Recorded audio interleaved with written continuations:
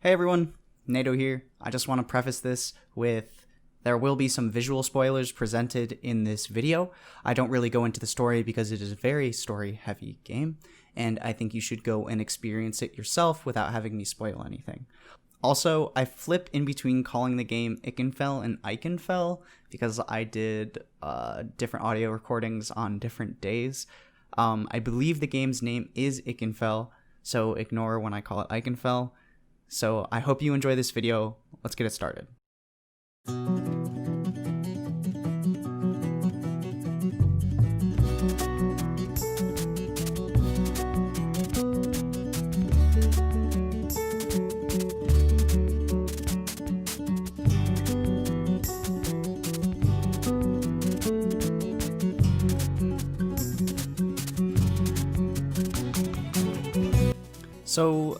Yeah.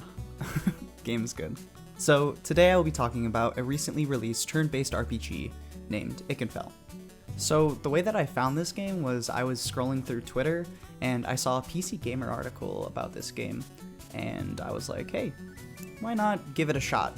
I wasn't quite sure what I would feel about it. Honestly, I was not sure if I was going to like the game at first. Like I have mentioned before, turn-based RPG games are not really my style. The combat in most JRPGs really have fallen out of enjoyment for me. The only one I can kind of manage to deal with that's in the more traditional sense is Pokemon, but that's probably just due to nostalgia. The problem that I can have with these games is that when grinding, the combat system just doesn't feel fun. You just kind of go through the motions, clicking the same A button over and over again, using the same move, just get a tiny amount of experience, and then you just do it all over again. But some other RPGs that I played as a kid that I will always hold in high regards are the Paper Mario series and the Mario & Luigi series. The thing that enticed me so much about these games when I was a kid, and even when I go back to play them when I was older, was the combat system. The combat system isn't the most in-depth thing ever, but there was just this minor change. They added timing to attacks, and it created this level of skill involved that's not really included with some of the other titles. This varied a lot from the traditional RPGs where grinding and even knowledge of the game could carry you through, but with the Paper Mario and Mario & Luigi games, you had to make sure you were timing your defense and attacks properly, adding another layer to the combat that was involved in these games. It may not be a lot, but it added this kind of rewarding system within the combat that wasn't just, oh, I know that this is the best move. It is, I timed this move properly and it was the best move. So what was the point of me rambling on about Paper Mario and the Mario & Luigi series combat system for? Well, if you notice in the background, the combat system in Ikenfell is very similar. Ikenfell took this combat concept a step further, and that was really what had me coming back to this game day after day. Making an enjoyable and rewarding combat system is something that any game with combat should strive to do. Ikenfell took the core concept from the games mentioned earlier and expanded on it, creating a combat system with even more depth and personally, I think even more engaging.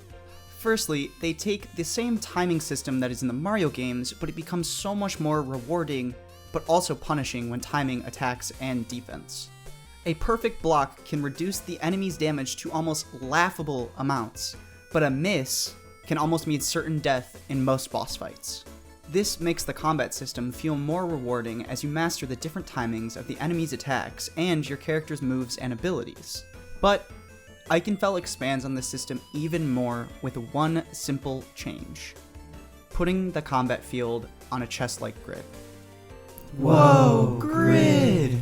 This grid is such a simple change, but it adds so much more depth to the combat system. First and foremost, there are your basic attacks that will hit a certain amount of squares, or will give you a group of squares to choose from, already adding in the concept of positioning your characters properly to optimize the efficiency of their attacks. But then, traps are introduced, which can be placed on a tile, and this prevents your character from moving onto that tile, creating this dance of how can my character move in the most optimal way without activating this trap, or just moving your characters in such a way that the enemy's attacks will be avoided entirely. This balancing act, coupled with an AI that doesn't really suck, makes the combat system in this game become this chess match of trying to plan steps ahead or just trying to find the team composition that fits your own playstyle the best. I remember when I figured out a certain combo that had one of my characters dealing upwards of 30 plus damage per round, and it just felt so satisfying to figure this combination out. And that's another thing I have to applaud the combat system for, giving the player options and never feeling boxed into having to make one thing work. There are 6 characters to choose from, and then 3 that can be battled with at a time, creating a ton of different combinations and experimentation that can be done. This game's combat system at its surface seems incredibly simple, but it has so much hidden depth that it makes this game just that much more enjoyable. Now, one final thing that I want to talk about in the combat system is the equipable items. You find all these different equipable items throughout the game, being able to equip them to your different characters, giving them different stat buffs. But sometimes you will find an item that will increase one stat while lowering the other.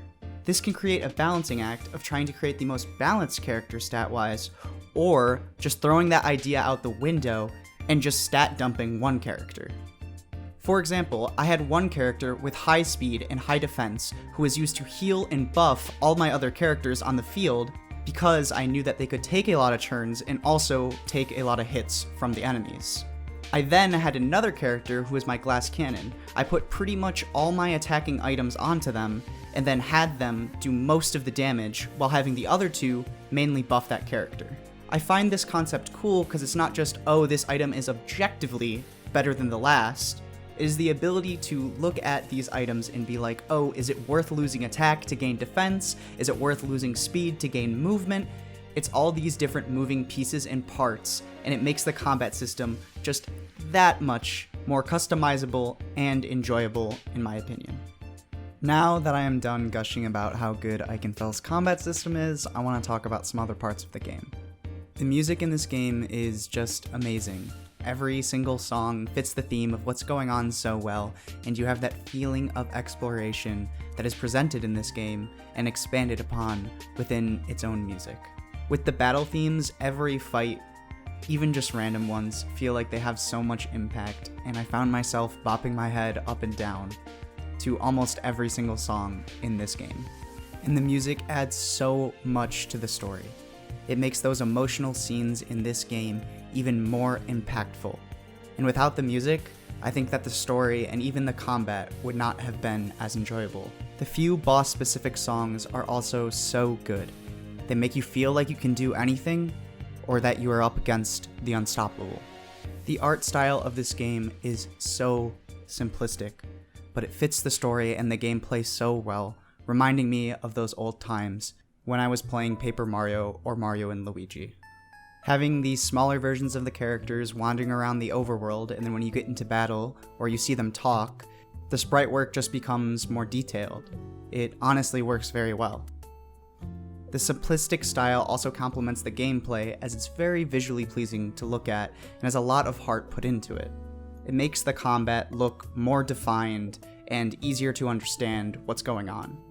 The individuality given to each character's art designs distinguishes them in such a nice and unique way. The same happens with each and every enemy and boss battle. They are so unique and fun to fight that I almost fought every single enemy I met just once to see what they looked like in combat. For example, I fought these pants. I mean, look at them. They're just vibing. Each enemy is unique, so it makes it more fun running in to all the different enemies and makes grinding feel way less tedious. Finally, the story of this game, while seemingly simple, has so much going for it. It has so much heart put into it, and you can tell the developer really wanted to create a compelling story. I learned to care about each and every character in my party, even making me switch some in and out of combat throughout the game, even if it wasn't the most optimal, because I got so attached to some of these characters. The story has some great twists and turns and explores a lot of very interesting emotional topics. It is the first game in a while that I felt invested in the story, even if it wasn't the most complicated thing in the world. Making believable and lovable characters are something that I believe is essential, and Ikenfell really made me fall in love with it. Ikenfell really was a diamond in the rough when I was in a little bit of a game drought. I wasn't sure what to expect when I downloaded this game, but I was pleasantly surprised with it. It's a great time finding a game and not being sure if you will like it, but then spending the next week beating the game and enjoying almost every single minute of it. I recommend it to anyone watching this video. Just go try it out. You may be as pleasantly surprised as I was.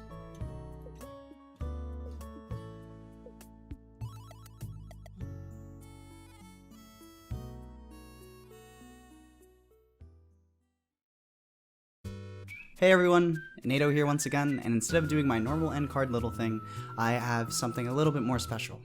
I was fortunate enough to ask the developer of this game 3 questions, and they were kind enough to respond. First off, you guys should all go follow them at Chevy Ray on Twitter.